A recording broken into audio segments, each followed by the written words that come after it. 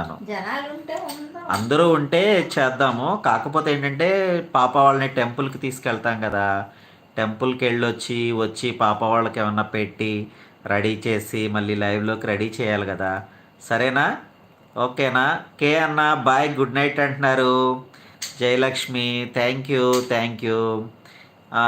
కాబట్టి దుర్గమ్మ టెంపుల్ కాదు, రామలింగేశ్వర స్వామి టెంపుల్కి అమ్మ ఇక్కడి నుంచి నేను దండం పెడతా. అమ్మ దగ్గరికి వెళ్ళాలంటే సమయం సందర్భం కలిసి రావాలి కదా. ఎందుకంటే మాకు టైం చాలదు కదా ఆ రోజు అయితే ఇక్కడ. ఎందుకంటే పాప వాళ్ళు మార్నింగ్ లేవరు, వాళ్ళు లేచేటప్పటికే 11-12 రెడీ అయ్యేటప్పటికి. ఇంకే టైం కుదురుతుంది? ఈవినింగ్ తీసుకెళ్దామంటే మళ్ళీ వచ్చి మనం లైవ్ చేయాలి కదా. అమ్మవారి టెంపుల్కి వెళ్తే కొంచెం లేట్ అవుతుంది కదా.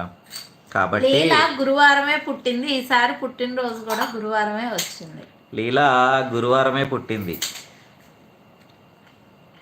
కాబట్టి రోహిత్, నేను ఎవరికి లైక్ చేయలేదు, ఫస్ట్ మీకు లైక్ చేశాను, సపోర్ట్ చేశాను అంటున్నారు. Thank you Rohit, thank you very much. అయితే అలా ద్వాపరయుగంలో గోవర్ధనగిరిని ఎత్తి చిటికిన వేలికి ఒక ప్రధాన అంశను కలగజేశాడు కృష్ణ పరమాత్మ. కాబట్టి ఎప్పుడు ఎవరు ఏ గొప్ప విశేషాలు కనబరుస్తారో తెలియదు, అది భగవంతుడు కల్పిస్తాడు అది అనేది. మనం ఎదురు చూడటం మన వంతు. కాబట్టి ఎవరూ తక్కువ కాదు.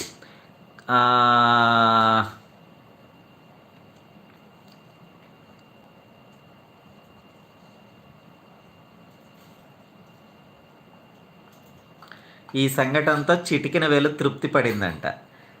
Like, share, subscribe friends. చాలా బాగా మాట్లాడుతున్నారు ఈ అన్నయ్య అంటున్నారు. Thank you Sai Prashant uncle హెడ్. ఓకే, అలాగే సాయి ప్రశాంత్, తప్పకుండా కావాలంటే మా ఇంటికి వచ్చి ఆడుకోద్దా, ఫ్రీగా ఇస్తా నీకు. రెంట్ లేకుండా ఫ్రీగా ఇస్తా, నీ ఇష్టం, ఓపిక. నేనైతే ఫుల్ ఖుషి. ఒకసారి లోక సంచారం ముగించి వచ్చిన శ్రీ మహావిష్ణువు బాగా అలసిపోయారంట. అలా అలసిపోయిన శ్రీ మహావిష్ణువు పాదుకులతోనే నివాస స్థానాన్ని చేరారంట. ఈ విషయాన్ని గమనించిన శంకు చక్రాలు, ఈ చేతిలో శంకు, ఈ చేతిలో చక్రం ఉంటుంది కదా శ్రీ మహావిష్ణువుకి, అలా శంకు చక్రాలు అలా లోపల నివాసంలోకి పాదుకులతో రావటాన్ని చూసి పాదుకుల్ని తప్పు పట్టాయంట. పాదుకులు తప్పేమీ లేదన్నా వినిపించుకోలేదంట. ఆ గొడవంతా గమనించి విష్ణుమూర్తి త్రేతాయుగంలో వాటికి సమాధానం చెప్పాలనుకున్నాడట. అర్థమయ్యే ఉంటుంది చాలా వరకు. త్రేతాయుగంలో పాదుకులు విశేషం ఏంటో తెలుసు కదా. ఆ త్రేతాయుగంలో రామావతారంలో శంకు చక్రాలు భరత శత్రుఘ్నులుగా అవతారం ఎత్తినట్లు చేశాడంట.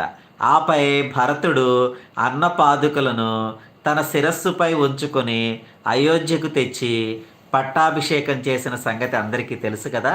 అది పరిస్థితి. ఇప్పుడు ఏ పరిస్థితుల్లో ఏవి ఎక్కడున్నాయో అవి తర్వాత ఎక్కడికి చేరతాయో ఎవరికీ తెలియదు. అంతా ఈశ్వరేచ్ఛ, భగవతేచ్ఛ. కాబట్టి ఎవరు కూడా ఏ విషయంలో ఎక్కడా చింతించాల్సిన అవసరం లేదు. చిటికెన వేలు మిగతా వేళ్ళు కంటే చిన్నదిగా ఉన్న దానికి గోవర్ధనగిరిని ఎత్తే అవకాశం వచ్చింది. కాళ్ళకి వేసుకున్న పాదుకలు ఇంటి బయట ఉండాల్సినవి రాజసింహాసనం మీద భరతుడు నెత్తి మీద ఉండి రాజ్యపాలన చేసి రోజు నెత్తి మీద పెట్టుకుని సింహాసనం మీద పెట్టేవాడు భరతుడు. అది ఎవరికి ఎలా దక్కుతుంది అనేది ఎవరికి తెలియదు. కాబట్టి మనం ఎవరిని కూడా తక్కువ అంచనా వేయకూడదు. కాబట్టి ఇలాంటి ప్రతి విషయంలో కూడా మనం ఎవరిని తక్కువ చేయకోకుండా మనం ఎప్పుడు కూడా చాలా గౌరవంతో, గౌరవ మర్యాదలతో ప్రతి విషయాన్ని కూడా మనం గౌరవంతో చూడటం అలవాటు చేసుకోవాలి. ఇదే ఈరోజు సారాంశం.